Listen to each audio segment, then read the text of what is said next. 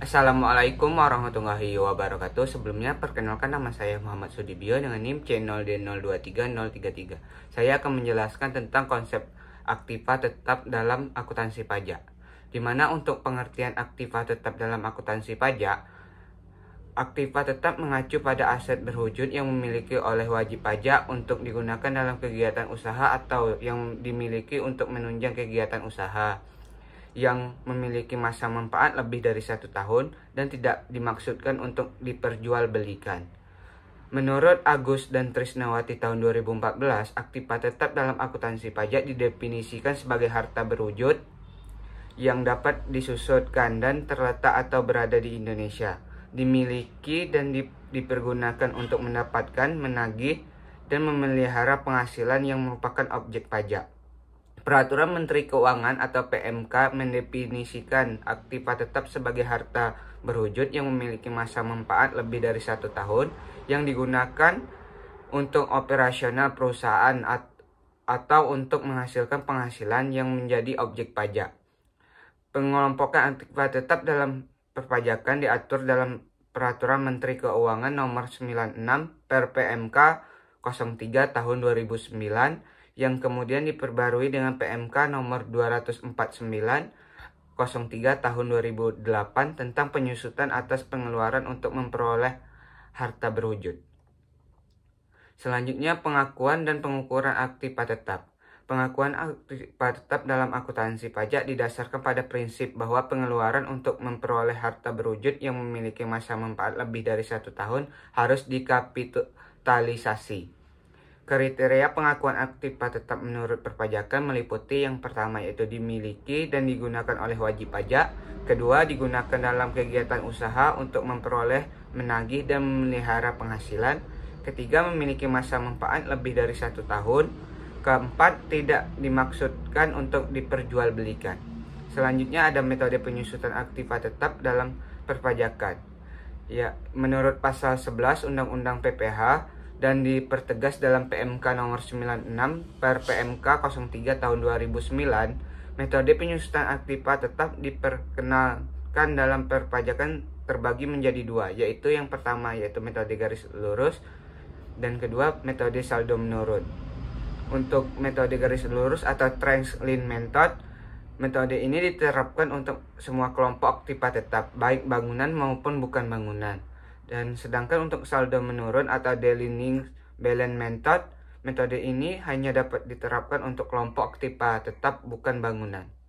Untuk ketentuan kelompok aktiva tetap dan tarif penyusutan dalam perpajakan diatur sebagai berikut. Yang pertama yaitu ada kelompok aktiva tetap bukan bangunan, di mana yang terdiri dari 4 kelompok, yaitu kelompok pertama masa manfaat 4 tahun dengan tarif garis lurus 25%, tarif saldo menurunnya yaitu 50%.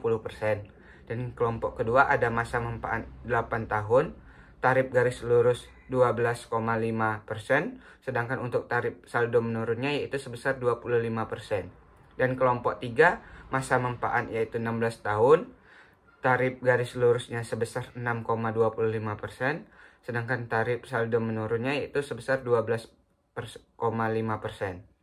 Dan kelompok yang terakhir, kelompok 4, masa manfaatnya yaitu 20 tahun, tarif garis lurusnya sebesar 5%, dan tarif saldo menurunnya sebesar 10%. Kedua ada kelompok aktiva tetap bangunan, di mana terbagi menjadi dua, yaitu ada permanen dan tidak permanen. Untuk masa manfaat permanen yaitu selama 20 tahun dengan tarif garis lurus 5%. Dan tidak permanen yaitu masa manfaatnya 10 tahun dengan metode tarif garis lurusnya sebesar 10%. Selanjutnya ada perbedaan perlakuan aktiva tetap antara akuntansi komersial dan akuntansi pajak. Yang pertama yaitu metode penyusutan, di mana untuk akuntansi komersial mengizinkan berbagai metode penyusutan seperti garis lurus, saldo menurun, sum of the year digits, dan unit produksi. Sedangkan untuk akuntansi pajak hanya mengizinkan metode garis lurus dan saldo menurun dengan tarif penyusutan yang telah ditetapkan. Kedua, masa manfaat, di mana untuk akuntansi komersial masa manfaat ditentukan berdasarkan entitas manajemen, sedangkan akuntansi pajak masa manfaatnya telah diterapkan dalam peraturan perpajakan berdasarkan kelompok aktiva tetap. Dan ketiga, pengeluaran setelah perolehan, di mana untuk akuntansi komersial, pengeluaran yang menambah kemanfaatan ekonomis dikapitalisasi, sedangkan pengeluaran untuk pemeliharaan dibebankan sebagai biaya. Sedangkan untuk akuntansi pajak, pengeluaran yang melebihi batas kapasitas atau sesuai peraturan perpajakan harus dikapitalisasi dan disusutkan.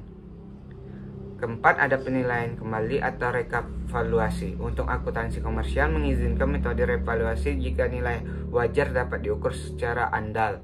Sedangkan akuntansi pajak revaluasi aktiva tetap hanya dapat dilakukan dengan izin Menteri Keuangan dan dikenakan pajak penghasilan.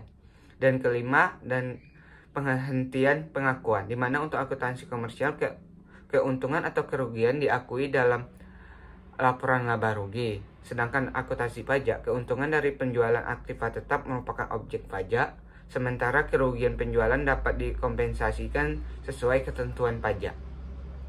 Selanjutnya ada namanya implikasi perpajakan penghentian pengakuan aktiva tetap, di mana penghentian pengakuan aktiva ini dapat terjadi melalui pelepasan, penjualan, pertukaran, atau ketika tidak ada manfaat ekonomi yang diharapkan dari penggunaan atau pelepasan aktiva tersebut. Implikasi perpajakan dari penghentian pengakuan aktiva tetap ini adalah sebagai berikut, yaitu yang pertama adanya penjualan aktiva tetap, kedua pertukaran aktiva tetap, ketiga penghapusan aktiva tetap, keempat hibah atau sumbangan, kelima aktiva tetap yang belum disusut penuh. Berikutnya untuk kesimpulan, konsep aktiva tetap dalam akuntansi pajak memiliki karakter khusus yang membedakan dari akuntansi komersial. Perbedaan ini meliputi metode penyusutan. Bagi setiap pemahaman yang baik tentang konsep ini sangat penting bagi wajib pajak untuk menjamin kepatuhan pajak dan optimal perencanaan. Wajib pajak perlu memperhatikan peraturan perpajakan terkini yang mengatur aktiva tetap, termasuk PMK, PPP, surat edaran Dirjen Pajak dan relevan. Perkembangan peraturan perpajakan yang dinamis menurut wajib pajak untuk mengakui pembaruan pengetahuan dan pemahaman mereka tentang pelakuan aktiva tetap dalam akuntansi. Dengan demikian, perusahaan dapat memenuhi kewajiban perpajakan dengan baik sekaligus mengoptimalkan manfaat dari ketentuan perpajakan yang berlaku.